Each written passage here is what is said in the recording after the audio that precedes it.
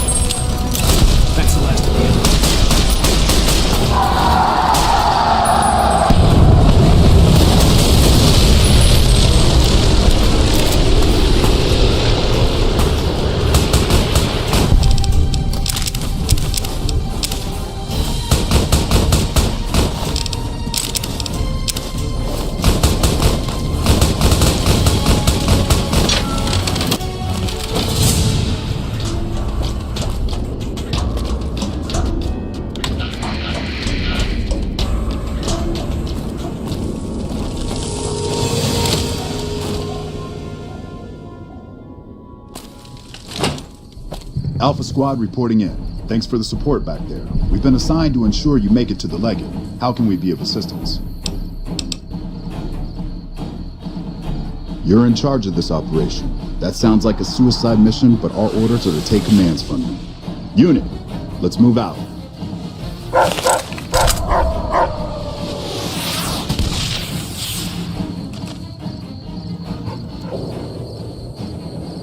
Let's get going.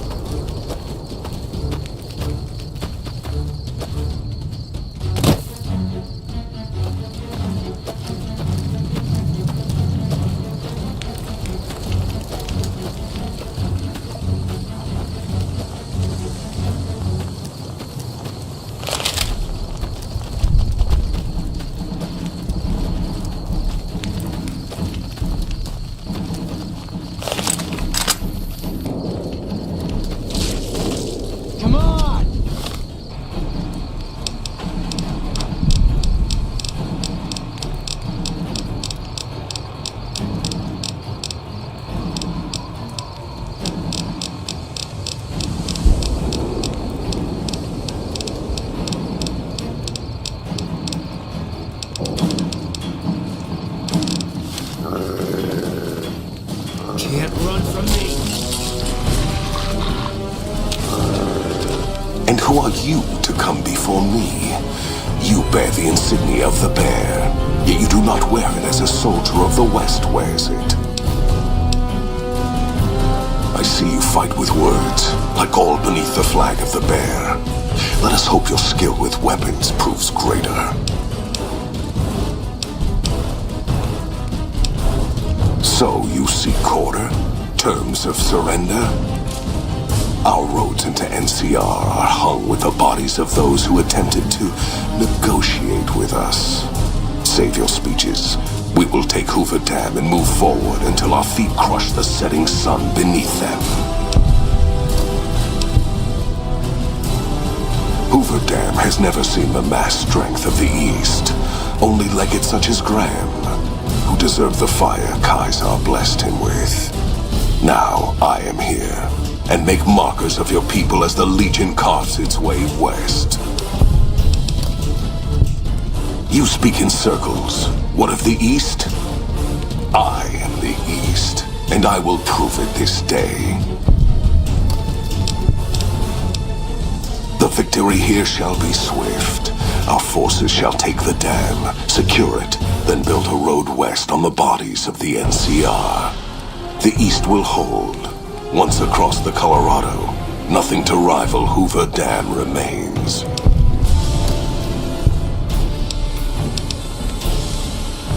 Vegas will fall.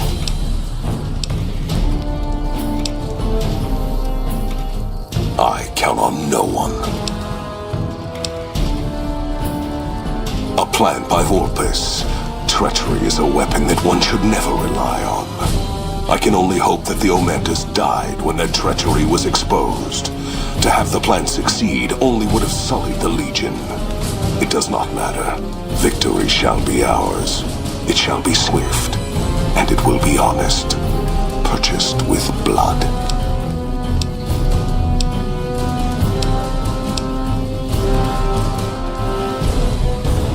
For the Legion. Die.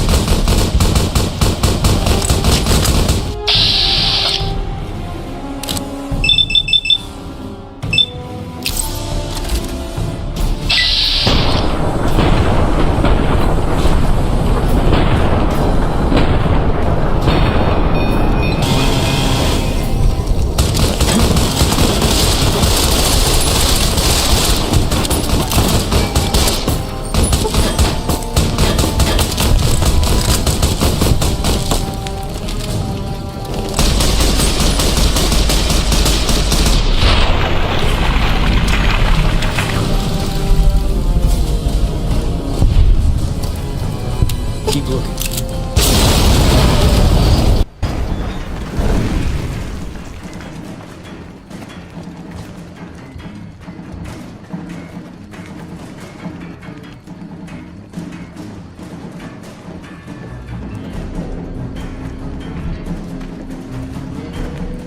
That's a fine bit of work back there. Truth told, I'm surprised you made it out of there in one piece. You and the dam. I'm impressed to say the least, and that's no easy thing. You've secured NCR's future. The administration sends its thanks for what it's worth. And we're glad to have you. And whether you're a soldier of the Republic or not, you're it in my eyes. Sometimes the Republic gets lost along the way while it's trying to follow its instincts. But when soldiers like you come along, it helps them get back on track and does it by example. And what you've done here today, that's gonna keep us going for a while. We clean up, take prisoners, watch the east for any more trouble from the Legion. Though I think they're still running, according to our scouts. After that, we'll see what happens when the dust settles and how the Mojave looks now without Caesar coming for its throat. Something tells me we better enjoy this breather while we can, and if that means Vegas, then you and the troops have earned it. Can't keep the courier spirit down, eh? Fair enough. We'll clean up here. Kind of curious how this is going to pan out in the long run, but I guess history will tell us in its own sweet time.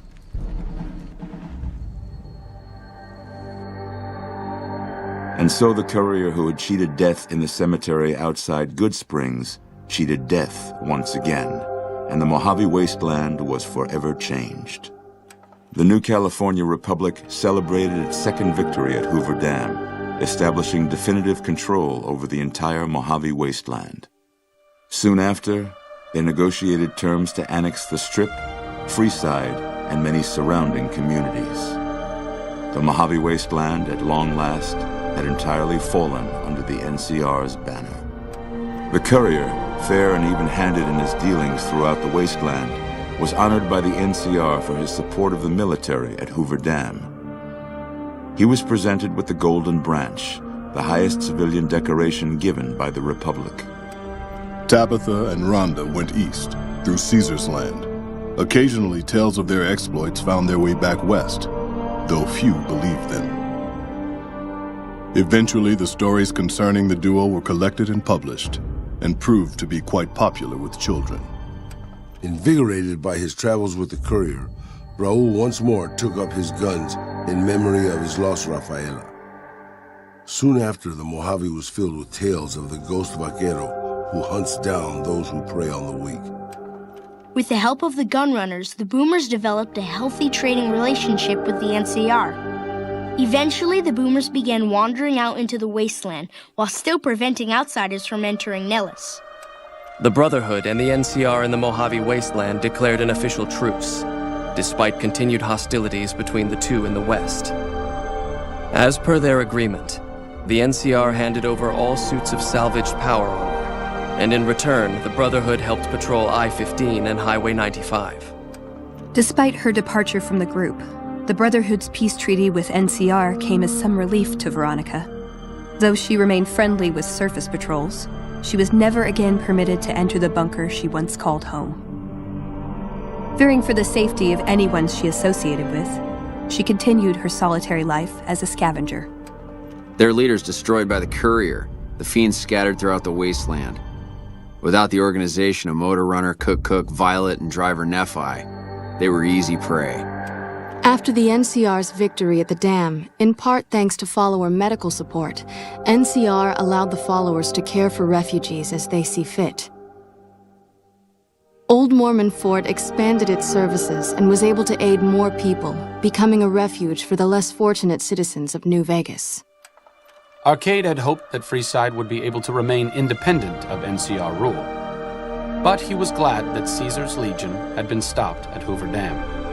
He tended to the sick in Freeside for a while longer, then returned to NCR territory to become a teacher with the followers there. Good Springs saw more trade along I-15 after NCR gained control of the Mojave wasteland. But with that came a heavy burden of the Republic's taxes. Some old-timers, unable to handle the cost, were forced to move on, grumbling all the while. In the years following the destruction of Cassidy caravans, NCR used evidence of the plot to blackmail the Crimson Caravan and the Van Graffs. NCR enacted strict trade laws with little resistance, strengthening their supply lines and their position in the Mojave.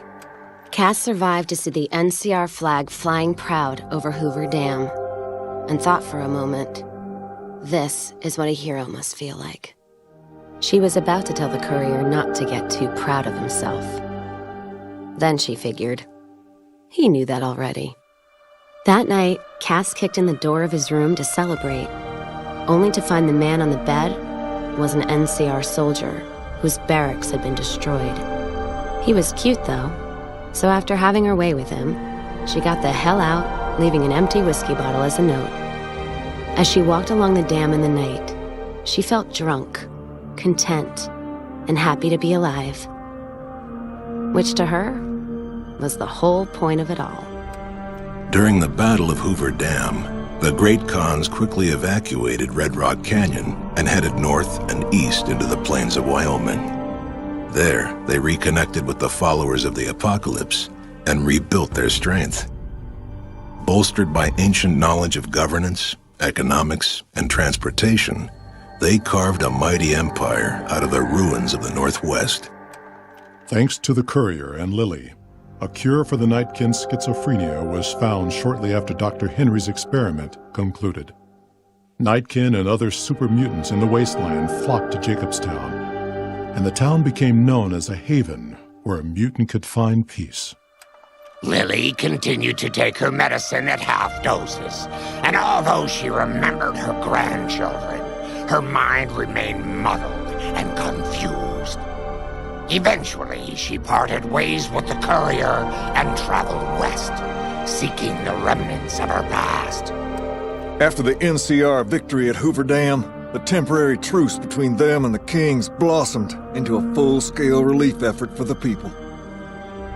While the NCR made repeated entreaties that Freeside join the Republic, the Kings steadfastly maintained their independence. After Ray's brain was transplanted into Rex's cybernetic body, it took Rex some time to adjust to the old scrapyard dog's memories.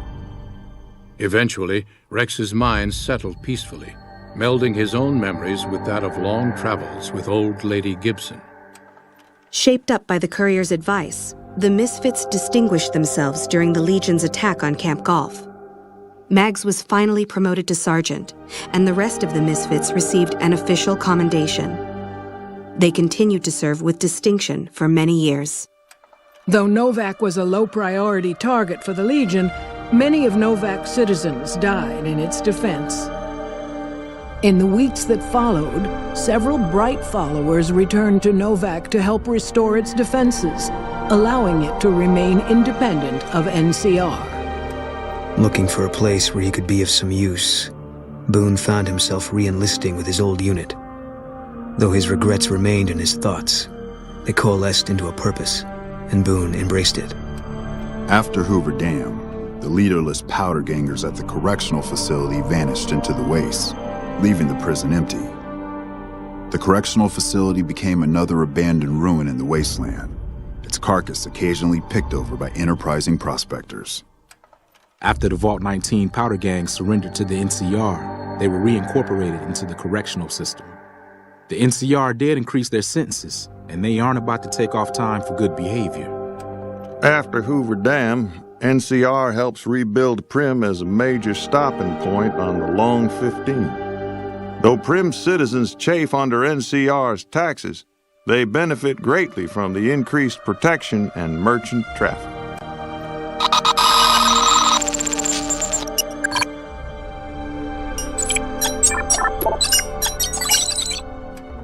Defying Chief Hanlon's worst fears, NCR's Rangers persevered and distinguished themselves during the Second Battle of Hoover Dam. The Rangers, along with NCR's many troopers, shared the glory of victory. Hanlon wisely stayed out of the spotlight, crediting General Oliver's leadership for NCR's success. After a brief fanfare, Hanlon stepped down as chief and returned to the peace and quiet of his ranch outside of Redding.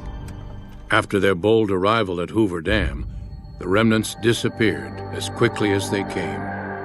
Legends of their power spread throughout the Southwest, a reminder of why people once feared the sight of vertibirds in the sky. And so the Courier's Road came to an end, for now. In the new world of the Mojave Wasteland, Fighting continued, blood was spilled, and many lived and died just as they had in the old world. Because war never changes.